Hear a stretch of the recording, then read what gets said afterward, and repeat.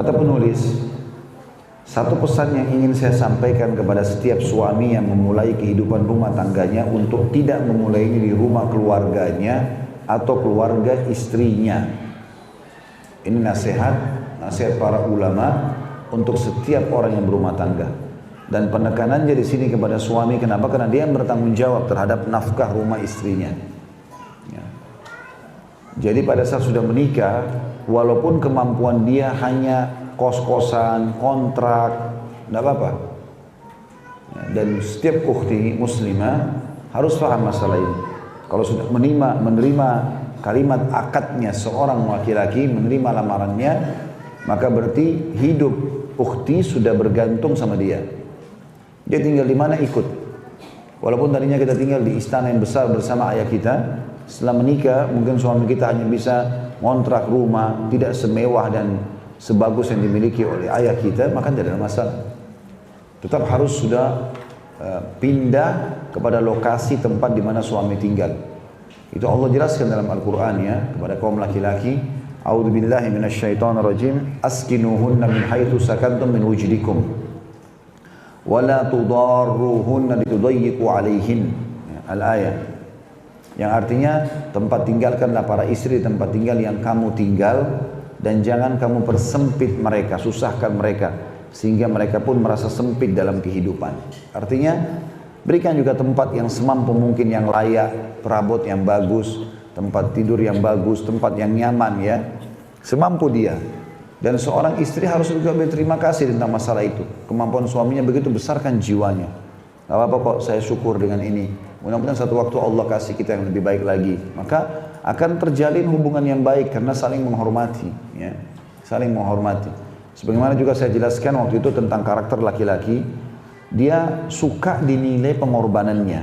Jadi kalau ibu diberikan sesuatu walaupun sederhana, lalu ibu mengatakan atau ukhti mengatakan terima kasih ya, maka yang muncul di benak dia adalah apalagi yang saya akan kasih. Kadang-kadang dia malu karena memberikan itu pada istrinya. Semua pikiran dia di luar bagaimana dia bisa memberikan yang terbaik buat istrinya karena ucapan terima kasih tadi. Tapi sebaliknya kalau ibu diberikan, mungkin bagi suami itu sudah upaya yang besar sekali. Dia ingin memberikan hadiah ibu handphone misalnya. Bagi dia handphone itu sudah mahal, mungkin dengan harga 4 juta, misalnya 3 juta. Ibu terbiasa pakai handphone 10 juta, tapi bagi dia itu sudah sangat luar biasa pengorbanan. Karena dia harus utang sama temannya, dia harus angkat barang, dia apa saja. Kemudian dia bawa pulang dengan hasil keringatnya, lalu ibu mengatakan, ya cuma handphone merek ini, ya mereknya merek Cina, ya mereknya merek ini. Dan menjatuhkan orang, akhirnya dia jadi tidak mau. Maka teman-teman sekalian, butuh kerja tim yang baik antara suami istri. Berhubungan dengan bahasan kita ini, masalah tempat tinggal yang disiapkan oleh suami, maka suaminya menyiapkan yang layak dan nyaman buat istrinya semampu dia, si istri juga berterima kasih dengan pemberian itu. Kita bicara di sini kalau lingkupnya, rumah yang suami siapkan lebih sederhana daripada rumah yang ibu tinggal dulu sama ayahnya. Kalau rumahnya suami lebih mewah, alhamdulillah. Itu pun juga harus ibu kontrol, jangan sampai tiba-tiba berubah menjadi sombong. Ada begitu wanita, hidupnya biasa miskin sama ayahnya. Allah mudahkan jodohnya laki-laki kaya, tiba-tiba pindah di tempat yang mewah, kendaraan yang mewah, pindah Jakarta, sombong tiba-tiba. Mulai ngangkat suara depan suaminya, mulai tidak menghormati orang tuanya, ini juga tidak baik. Ya.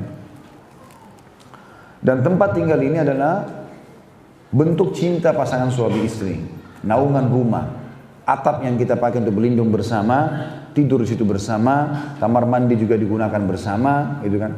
Makan di bawah naungan atap itu tuh adalah bukti cinta pasangan suami istri.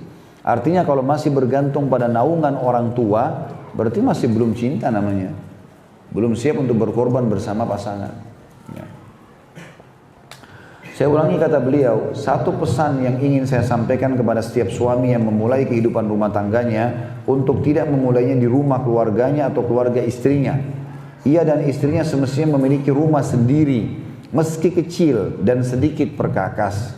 Dengan begitu, ia akan terjauh dari banyak problem yang muncul akibat di rumah keluarganya atau keluarga istrinya.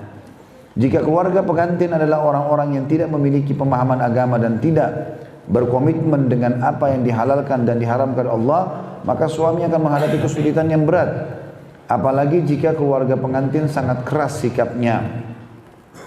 Maka suami pada saat itu tidak mampu memiliki kata-kata yang tinggi terhadap istrinya. Dan yang seperti itu sudah diketahui, itu yang sudah umum di masyarakat. Banyak kasus begitu ya. Ada orang pernah menikah, kasusnya sebenarnya keadaan keluarga istrinya sederhana sekali. Dan dia sudah niat ingin pada saat menikah dia ingin memperbaiki keadaan istrinya, asal istrinya ikut. Tapi istrinya tetap ngotot mau tinggal sama ibunya atau ayahnya. Sementara si suami ini merasa terganggu sekali. Akhirnya harus antri kamar mandi. Ya. Kalau mau minta sesuatu makanan tidak enak sama mertuanya. Terganggu dengan itu. Pulang kantor harus pelan-pelan.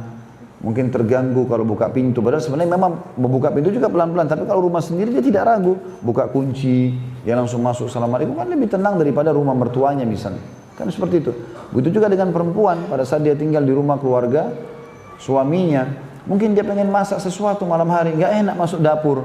Minyak goreng punya mertuanya, panci punya mertuanya, sendok punya mertuanya, gelas punya mertuanya. Ya kalau dapat mertua yang mukmin, yang baik, memaklumi kita gitu kan. Malah kadang-kadang ada mertua yang sayang sekali sama anak mantunya, dia yang masakin, dia yang bantu, sama-sama masuk dapur, itu lain. Tapi ini jarang terjadi kasus. Yang ada malah anak mantunya pecahin gelas, itu sudah seperti terjadi kiamat. Perang besar. Padahal gelas harganya cuma 20 ribu, 30 ribu gitu kan. Atau sebaliknya, kadang-kadang juga ya si anak mantu yang begitu. Saya nggak mau pakai gelas ibumu, saya nggak mau pakai ini, saya nggak mau gitu. Harus beliin sendiri. Akhirnya di dalam kamar yang kecil juga paksa ada dapur. Nggak mungkin. Yang dikira sombong. Padahal cuma karena tidak enak sama mertua dan banyak problem yang terjadi. Kalau orang masih satu tempat tinggal. Ya, bagi laki-laki problem yang paling besar di sini adalah dia tidak bisa mendidik istrinya menjadi seorang istri. Susah selama masih sama ibunya. Karena ibunya akan berperilaku seperti waktu dia masih tinggal sama-sama. Otomatis akan menyiapkan ini, menyiapkan itu. Sampai kadang-kadang ada orang yang sudah menikah karena dimanjanya sama ibunya. Sampai kaos kaki, jilbabnya semua masih ibunya yang siapkan. Kan tidak mungkin. Apalagi berhubungan maaf dengan pakaian-pakaian dalam suami. Tak layaklah ibunya ibu yang pegang itu. Semestinya dia yang melakukan, dia yang bersihkan. Karena itu hal-hal yang sangat sensitif. Kalau umum, mungkin spray, mungkin yang lain, mungkin digabung, mungkin lah masih. Tapi yang seperti ini harusnya diperhatikan. Kata beliau, saya ulangi di sini, apalagi jika keluarga pengantin sangat keras sikapnya, maka suami pada saat itu tidak mampu memiliki kata-kata yang tinggi terhadap istrinya. Maksudnya tidak bisa mengaturnya. Karena dalam syariat dia harus bisa memimpin. Jadi bukan kata-kata tinggi sini terjemahannya adalah kalimat kasar bukan ya, tapi memimpin. Dan yang seperti itu sudah diketahui. Demikian pula jika keluarganya seperti itu, maka tidak ada bedanya. Jika salah seorang dari mereka berkomitmen dengan syariat Allah halal dan haramnya, maka suami juga akan mengalami kesulitan saat masuk dan keluarnya, bahkan saat duduk bersama keluarganya, dan ia akan mendapati kesulitan yang besar karena hal itu. Jika keluarganya seperti itu, ya, artinya kalau keadaannya bergabung, maka tidak ada bedanya. Apalagi jika ia memiliki saudara yang keluar masuk sebagaimana sudah dikenal. Ya, kalau saya laki-laki misalnya numpang, naudzubillah, jangan sampai numpang di rumah mertua.